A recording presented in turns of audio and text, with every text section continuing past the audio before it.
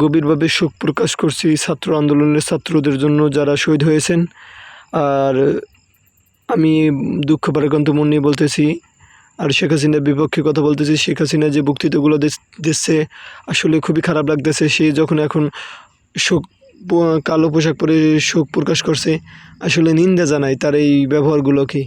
এই ভালো ব্যবহারগুলো সে শুরুতে করলে এই ঘটনা কোনো দিনও ঘটতো না। সে পুলিশের পক্ষে নিয়ে কথা বলছে এবং পুলিশকে অনেক ক্ষমতা দিয়ে দিয়েছে।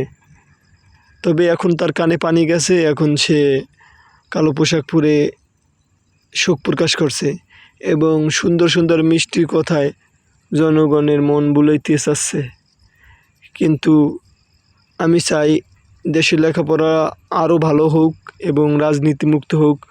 গাঁজাখোর যারা আছে তারা এই কলেজের ভিতর যেন প্রবেশ করতে না পারে। সুন্দর একটা সুপরিবেশ, সুন্দর লেখাপড়ার হোক।